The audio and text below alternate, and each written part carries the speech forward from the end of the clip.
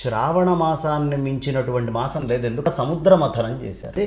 చేస్తే 14 విలువైనటువంటి రత్నాలు పుట్టినటువంటి మాసం ఈ మాసం. కానీ మేము చాలా బాగుంది. శ్రావణ మాసంలో వచ్చి నేను ఎంఏ ఆస్ట్రాలజర్ సార్. నాది ఓం భద్రంగన్నే విశ్రుణయామదే ఏడుస్తూ మాట్లాడేసాను నేను. ఎందుకంటే నా యాక్షన్ ఏంటి నది తలుచుకుని ఆ వేళ ఎంతో ఏడుపు వచ్చింది. కానీ వేళ నాకు చాలా ఆనందంగా, నాకు నా కుటుంబం అంతా ఆనందంగా ఉన్నాం, మేమంతా ఆనందంగా ఉన్నాం, మా శిష్యులందరూ కూడా ఆనందంగా. గురుగారు చేస్తే నాకు ఇచ్చారు.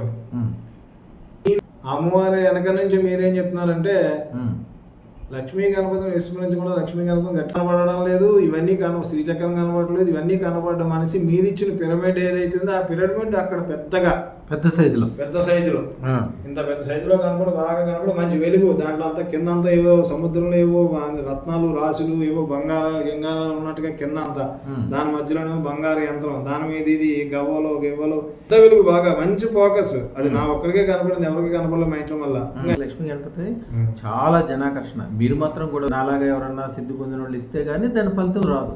లక్ష్మీ గణపతి చాలా అద్భుతంగా ఉంటుంది. మీరు ఇచ్చింది ఎంత పిరమిడ్ నాకు. అవును, మీరు ఇచ్చింది నాకు ఎంత పిరమిడ్, కానీ ఎంత పిరమిడ్ నా ఇంట్లో ప్రత్యక్షమైంది. అది ఏదో ఎంత ఉంది, అది ఎంత ఉన్న పిరమిడ్ నా ఇంట్లో పూజలో నేను పెట్టుకున్నటువంటి ప్రధాన కలశం కనబడడంలే, ఆ బియ్యం కనబడడంలే, మండపారాధన కనబడలే, దీపాలు కనబడడంలే.